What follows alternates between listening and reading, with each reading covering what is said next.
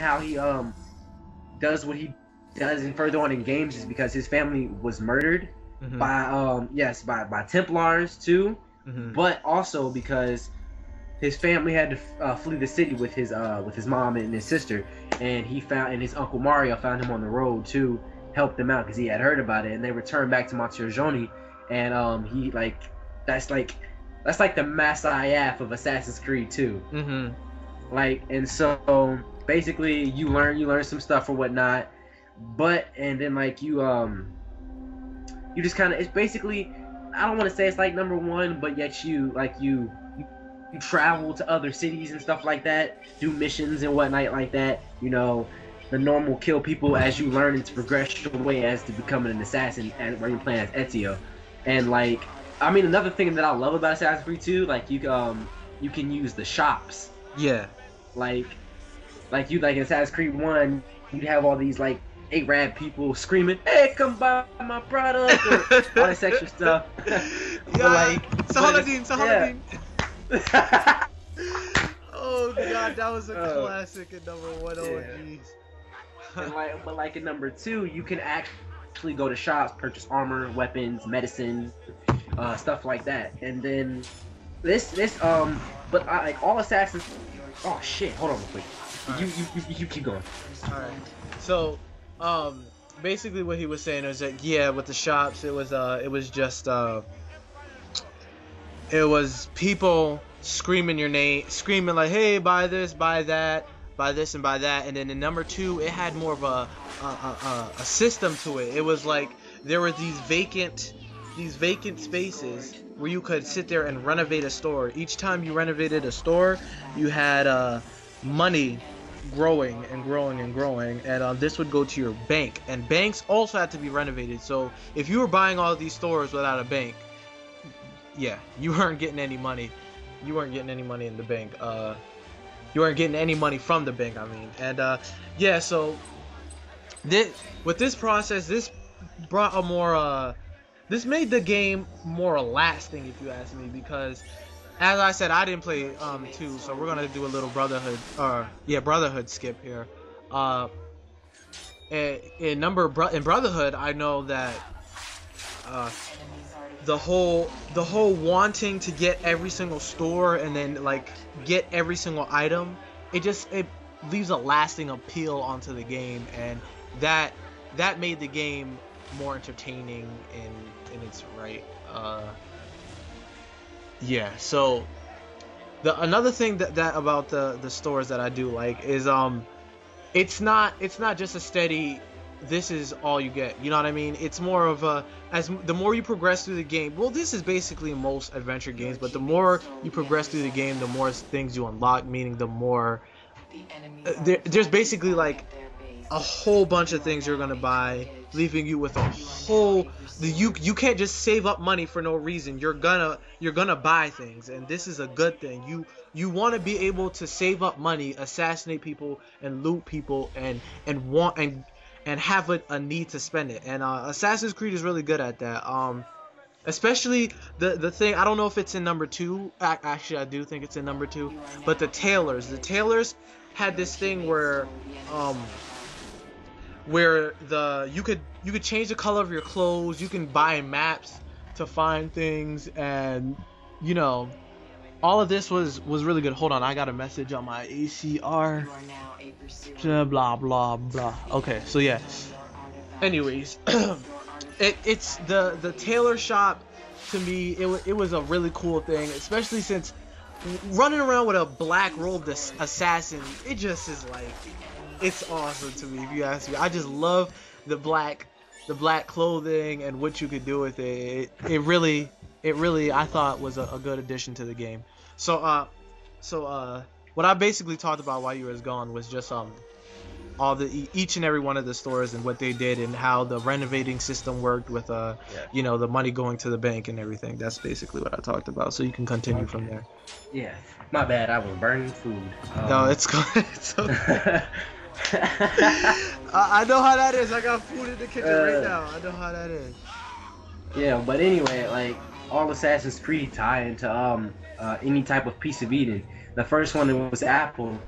The second one is a staff, the staff of Eden, and that's basically what pieces of Edens are like. Let's say how do I put this? Like God's tools, basically. Like just things that like, it's like all powerful controlling type of objects.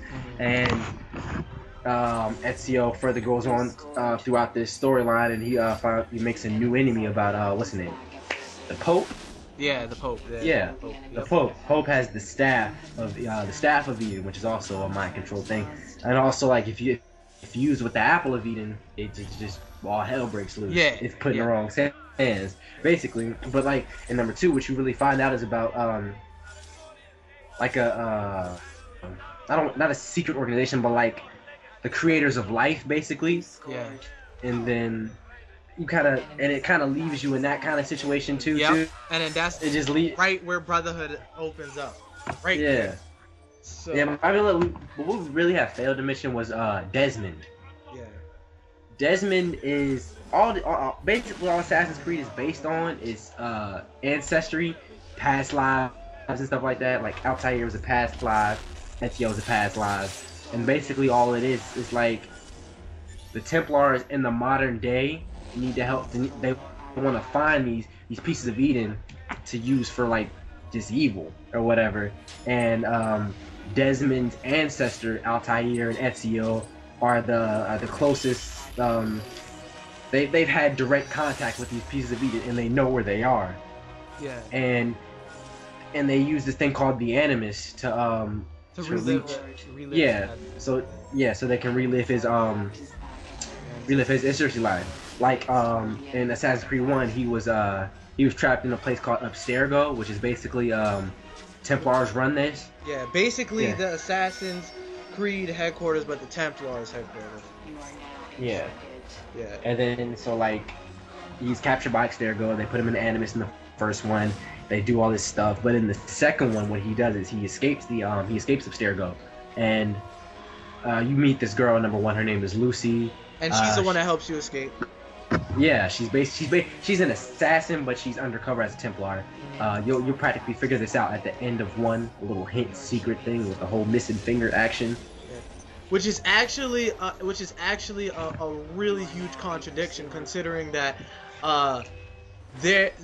if you actually did, I don't know if you did, so I might have a little Assassin's Creed knowledge you don't know about. But if you play Revelations, you can collect files, and if you read through these files, it tells you about the origins and stuff. And apparently there was an assassin called the Mentor. I'm guessing this is Ezio. I have no idea, but there was an assassin called the Mentor, and this Mentor, like, he led 2,000 assassins, and that's why I really think it's Ezio, because Brotherhood and Revelations. But apparently, he led these assassins to greatness, and he was basically boosting up the whole assassins' ability to do what they do. And he was killed by an undercover Templar that was acting like an assassin. So you see why that's a contradiction, because she's also an undercover assassin acting like a Templar. Yeah. So I thought that was but like pretty cool. Like number 2, you escape Abstergo, and then you ride off with Lucy or whatever, and she takes you to this temporary assassin's hideout where you meet 2 other assassins, Sam and some crazy chick. The techno geek. Yeah, and basically what they really put you in is the Animus 2.0, which is like the Assassin's Animus, and they go through your memories, and that's how you play as Ezio or whatever. But what they also offer is like the bleeding effect, where you not only is it like are you playing as Desmond, playing as Ezio, but you're playing as Desmond, and as he's reliving these past events as Ezio, he's also learning, like he's gaining skills as he's like doing this thing in the Animus. So basically, you have a part in the game where you get out of the Animus and you test your skills, like the running, the jumping, and all this extra stuff like that. Like they got you a whole little warehouse set up with boxes and things you swing off of and stuff like that. Yeah. And you also, like in number 2, like the brief fight, like you play with Desmond in the beginning, like you even have a fight situation when you're escaping Abstergo. He really doesn't do much. He just kind of just he fights like he in the streets or something, like he punching people Yeah. or whatever. Yeah. I mean, he does have his special combos. If you can hit one by like if you double tap square or do whatever it is, like whatever, you be slamming people on the floor and shit. I mean, he do his thing or whatever. but at the end of Stairgo, they find this temporary warehouse, hideout or whatever, and they ransack it or whatever. But now like since because of this bleeding effect, he be whooping ass now. He got that ish on him or whatever. So like I think he got and he got like some plastic thing like a wand that like security guards use. And I'm telling you, he be getting it. Yeah. He was whooping some ass. I'm not gonna say he wasn't, because he was like. Yeah, he was killing it at that sequence. I do remember. This is number 2? Yeah, number 2. Mm-hmm. I remember watching that because I watched the playthrough because I was like, I'm not buying this game.